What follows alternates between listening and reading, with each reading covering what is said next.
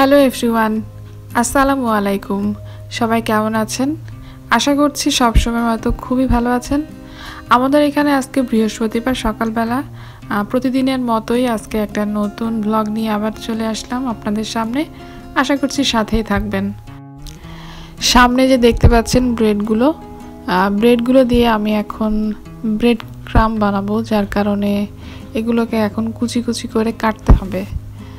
তো bread crumb কেন বানাবো? ব্রেড ক্রাম্ব যদিও খুবই সহজলভ্য, সবসময় হাতের কাছেই পাওয়া যায়, যে কোনো শপে গেলেই পাওয়া যায়, কিন্তু আমি বানাচ্ছি এই কারণে ব্রেডগুলো বাসায় নিয়ে আসার পরে খাওয়া হয় না। আমি আগেও বলেছি ব্রেড জাতীয় কোনো জিনিস আমার খেতে খুব একটা ভালো লাগে না। তো এগুলো নষ্ট হয়ে যাওয়ার আগেই, মানে এক্সপায়ার হয়ে যাওয়ার আগেই এগুলা সংরক্ষণ করার জন্য আমি আজকে মনে করলাম এই কাজটা করা উচিত, কারণ ব্রেড ক্রাম্ব তো লাগেই মাঝে মধ্যে। আর এভাবে ছোট ছোট করে কেটে নেওয়ার উদ্দেশ্য হচ্ছে এগুলো যেহেতু আমাকে চুলায় শুকনা প্যানের মধ্যে এটাকে ফ্রাই করতে হবে, যাতে খুব ভালোভাবে সহজেই ফ্রাই হয়, যার কারণে আমি এটাকে খুব ছোট ছোট পিস করে কেটে নিচ্ছি। তো এটা ফ্রাই করার সময় চুলার আঁচ খুবই অল্প দিয়ে তারপরে অনেকক্ষণ ধরে নেড়ে নেড়ে করতে হবে, কালারটা যাতে ভালো থাকে, সেই কারণে এটাকে পুড়তে দেওয়া চলবে না একেবারেই। তো ব্রেড ক্রাম্বের এত রেসিপি দেওয়ার কিছু নাই, তারপরেও দিচ্ছি কারণ যারা আমারই মতো ব্রেড পছন্দ করে না, বাসায় এনে নষ্ট করে, তারা এভাবে বানিয়ে ফেলতে পারবে। আর আমার এটা দেখেই যে বানাতে হবে এমন কিছু না, জাস্ট মনে করিয়ে দেওয়া, এভাবে করা যেতে পারে।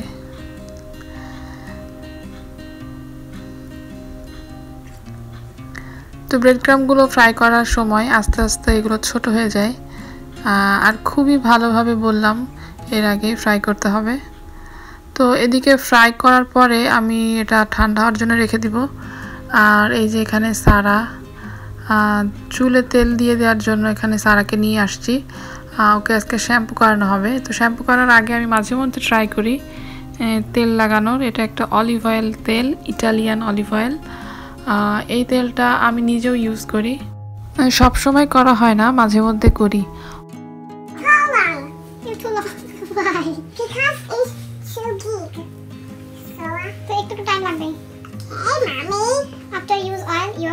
Hair will be shiny, it's soft and look like beautiful, okay? Okay.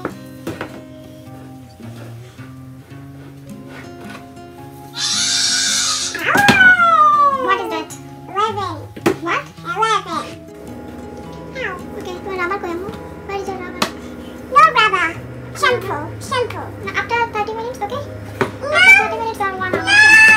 No. Ekhoni keu shampoo kore rakhi. You shampoo no rubber. আগে কিছুক্ষণ এটা চুলটা বেঁধে রাখলাম। সারার চুলে তেল দেওয়া শেষ করে এখন ঠান্ডা ব্রেডগুলোকে নিয়ে এখন ব্লেন্ডারে ব্লেন্ড করে নিব। এই ব্রেডগুলোকে কিন্তু একেবারে টোস্টের মতো ফ্রাই করা যাবে না, টোস্টের মতো ফ্রাই করে ফেললে এটা বেশি ক্রাঞ্চি হয়ে যায়, একেবারে অন্যরকম লাগে তখন আবার, আর ব্রেডটা ওভাবে হয়ও না আসলে। তো এটা একটু কেমন যেন একটু রাবারি টাইপ থাকে, আর সবগুলোই যে গুঁড়ো হয়ে যাবে তা কিন্তু হবে না। এটা একবার আমি চেলে নিয়েছি, তারপরে আবার দিলাম।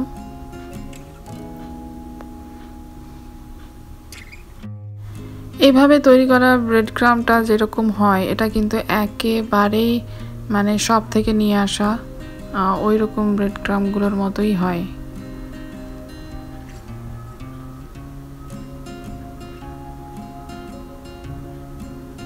এই তো দেখাই যাচ্ছে খুবই সুন্দর হয়েছে। আর কিছুটা গোটা গোটা ব্রেড তো থেকেই যাবে বললাম। এর আগের একটা ভিডিওতে বলেছিলাম আমার পাসপোর্টের অ্যাপ্লিকেশন জমা দেওয়ার জন্য অ্যাপয়েন্টমেন্ট নেওয়া হয়েছে। তো এই অ্যাপয়েন্টমেন্টটা ছিল আমার গত মঙ্গলবারে, টুইসডেতে। তো ওই দিন দুপুরবেলা 2:15-তে আমার অ্যাপয়েন্টমেন্ট ছিল। তো ওই অ্যাপয়েন্টমেন্টের দিনটা আমি এখন আপনাদের সাথে শেয়ার করব। পোস্ট অফিসে যাওয়ার জন্য আমি বের হয়ে গিয়েছি। আর আরেকটা কথা, যেটা আমাদের জোনে যে পোস্ট অফিস, ইউজুয়ালি আমরা সেখানেই অ্যাপয়েন্টমেন্ট নিয়েছিলাম। কিন্তু সকালবেলায় ওরা আমাকে একটা টেক্সট করেছে যে ওরা আজকের অ্যাপয়েন্টমেন্টটা ক্যান্সেল করছে, আবার নেক্সট কোনো ডেটে অ্যাপয়েন্টমেন্ট নিতে বলছে, অথবা আমার কাছাকাছি অন্য কোনো পোস্ট অফিসে যেয়ে আমি আজকের অ্যাপ্লিকেশনটা জমা দিতে পারি। তো আমি সেই কথাটা ভেবেই বাসা থেকে একটু দূরে, যেখানে আমাকে ট্রেনে করে যেতে হবে, একাই যাচ্ছি। তো ওই পোস্ট অফিসে যাওয়ার জন্য বের হয়ে গিয়েছি।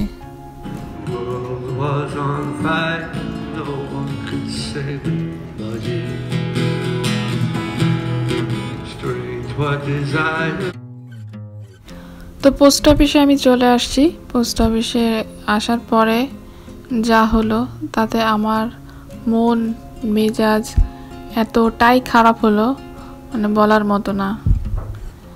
এখানে আসলাম, আসার পরে লাইনে দাঁড়িয়ে আছি। তো কিছুক্ষণ পরে একটা মহিলা বের হয়ে আসলো, এখানকার স্টাফ বলতে যিনি আসলে অ্যাপ্লিকেশনগুলো জমা নিচ্ছেন।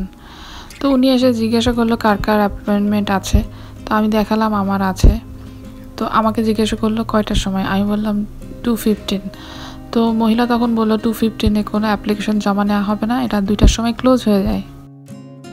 অথচ ঠিক আমার সামনে দাঁড়িয়ে থাকা যে মহিলা, ওই মহিলাটার অ্যাপ্লিকেশন নেওয়ার জন্য তাকে থাকতে বললো।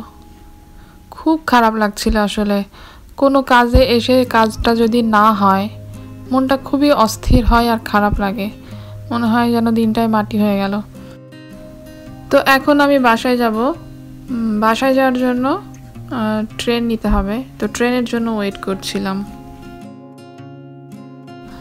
তো এই যে আমি ট্রেন দিয়ে আসছি, আস্তে আস্তে মনে হলো এখন বাসায় গেলে মনটা আরও বেশি খারাপ লাগবে। আমার বর আসলে আমাকে নিষেধই করেছিল, বলেছিল হয়তো নাও হতে পারে, না হওয়ার চান্সই বেশি। তো ওর কথা না শুনেই আমি যেহেতু বের হয়ে গিয়েছি, তারপরে কাজটা হলো না, তাই মনে হলো বাসায় এখন না যাই। তো ট্রেন ধরে সোজা সামনের দিকে চলে যাচ্ছিলাম। একটা উদ্দেশ্য তো অবশ্যই ছিল, মন ভালো করার জন্য, যাতে একটু ভালো লাগে। তাই এই তো এই জায়গাটায় চলে আসছি। এই জায়গাটা আসলে অনেকেই চেনে, কারণ এটা অনেক পপুলার একটা জায়গা, খুব অল্প দিনে অনেক বেশি পপুলার হয়ে গিয়েছে। এটা নদীর পাড়ের একটা পার্ক, নাম হচ্ছে হান্টার পয়েন্ট সাউথ পার্ক। এই জায়গাটাতে আমার খুবই ভালো লাগে আসতে, অনেকবারই এসেছি। আর খুব সহজ ওয়ে, যার কারণে আমি সহজেই আসতে পারি এই জায়গাটাতে। আর শীতের দুপুর, সানি ওয়েদার, নদীর পাড়, এইগুলো আসলে ভালো লাগার মতোই বিষয়। আর ভালো যাতে লাগে সেই কারণে এই জায়গাটাতে চলে আসলাম। যদিও সারা ড্যাডির সাথে থাকবে, বেশিক্ষণ থাকবো না, হয়তো কিছুক্ষণ পরেই সারার জন্য খারাপ লাগবে, কারণ মা হয়ে যাওয়ার পরই এই ব্যাপারটা ঘটে সবার মধ্যে। বাচ্চা রেখে বেশিক্ষণ থাকা যায় না, বাচ্চা যদি ছোট হয়।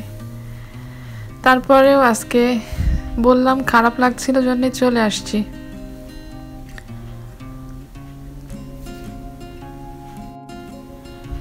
বাংলাদেশের নদী আর এই যে এখানকার শহরের নদীগুলোর মধ্যে কত পার্থক্য। নদীর পাশ দিয়ে একেবারে উঁচু উঁচু দালান, আকাশ ছোঁয়া বিল্ডিং সব। আর বাংলাদেশের নদীগুলো কেমন সবুজ হয়, কি ভালো লাগে। তো আমাদেরও এখন এই নদীটাই ভালো লাগে। সবুজ তো পাওয়া যায় না, তারপরেও এখন উইন্টার, সবুজের শও নাই।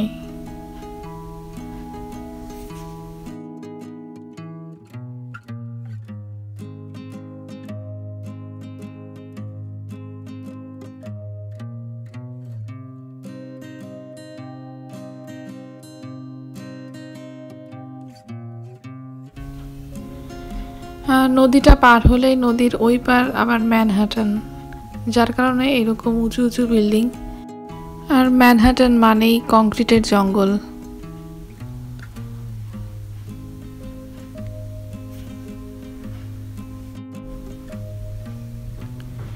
তো এখানে পানির ওপর যে সূর্যের আলোটা পড়ছে, তাতে পানিগুলো দেখতে খুব ভালো লাগছিল।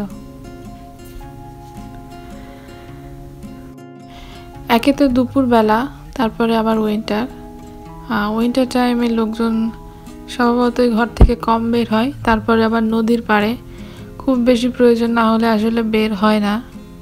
তারপরেও কিছু বাচ্চা, কিছু প্যারেন্টস এদেরকে দেখলাম এখানকার বাচ্চাদের পার্কে খেলছিল। তো এই যে এই বিল্ডিংগুলা অবশ্যই রেসিডেন্সিয়াল, মানে এই বিল্ডিংগুলার রেন্ট এত হাই। একবার আমি আমার বরকে জিজ্ঞাসা করেছিলাম এগুলার কেমন প্রাইস, তো ওর পরিচিত একজন এখানে থাকে, মানে এই বিল্ডিংগুলোর একটাতে। তো সে বলছে এখানে 1 বেডরুমের ভাড়া $4000 মতো করে পড়ে। তো এই বেঞ্চটাতে এসে বসলাম, এখানে প্রায় অনেকক্ষণই বসেছিলাম, খাবারও কিনে নিয়ে আসছি।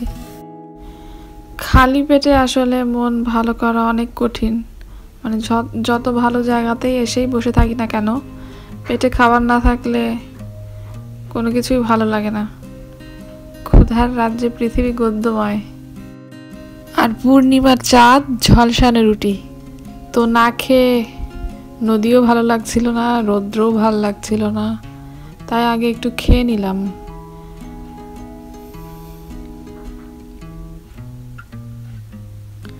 অনেকক্ষণই বসেছিলাম এই জায়গাটাতে, প্রায় আধা ঘন্টা 40 মিনিট বসেছিলাম। মাঝে মধ্যে মনটা ভালো লাগছিল যখন নদীর পানির দিকে তাকাচ্ছিলাম, আকাশ দেখছিলাম, কিন্তু যখনই আবার এপাশ ওপাশ তাকাচ্ছি কেউ নাই, তখন আবার কেমন জানি একটু খা খা করছিল, একটা মিশ্র অনুভূতি হচ্ছিল আর কি। ভালোও লাগছিল আবার খারাপও লাগছিল। তো এখানে বসে বসে কবিতা আবৃত্তি করলাম একা একা, যেহেতু কেউ শুনছে না, আশেপাশে কেউ নাই, আমার একটা পছন্দের কবিতা আবৃত্তি করলাম। মেঘ বলল যাবি, অনেক দূরের গেরুয়া নদী, অনেক দূরের একলা পাহাড়, অনেক দূরের গহন সেবন, গেলেই দেখতে পাবি। যাবি? জানলা দিয়ে মুখ ঝুঁকিয়ে বলল সে মেঘ, যাবি? আমার সঙ্গে যাবি? যাব না মেঘ, পারবো না রে যেতে, আমার আছে কাজের বাঁধন, কাজেই থাকি মেতে। কেবল যখন ঘুমিয়ে পড়ি তখন আমি যাই, সীমার বাঁধন ডিঙিয়ে দৌড়ে এক ছুটে পালাই, তখন আমি যাই।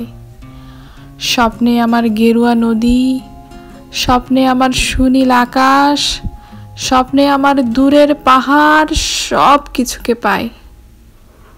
জাগরণের এই যে আমি কৃতদাসের মতন, জাগরণের এই যে আমি এবং আমার জীবন, কাজ অকাজের সুতোয় বোনা মুখোশ ঘেরা জীবন।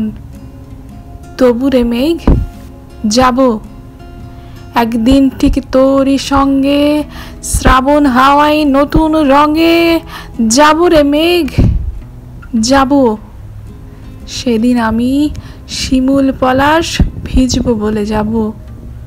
যাব রে মেঘ যাব, যাব রে মেঘ যাব। কবিতাটার যে অংশটুকু আমার বেশি পছন্দ, মাঝখান থেকে সেটুকুন পড়লাম আর কি। তো এখন মোটামুটি আমার এখানে বসে থাকা শেষ, আমি এখন বাসায় যাব, বাসায় যেতেই হবে। তো এই নদীটার নাইট ভিউ এটা। গতবার ঈদে আসলে এই জায়গাটাতে আমরা আসছিলাম, সেদিন সারা ড্যাডি সবাই ছিল আমার সাথে। তো এখানে রাতের ভিউটা কেমন লাগে সেটা একটু দেখানোর জন্যই এই ভিডিওটা আসলে অ্যাড করলাম। রাতে দেখতে আসলে এটা অনেক সুন্দর, দিনের থেকেও রাতে বেশি ভালো লাগে।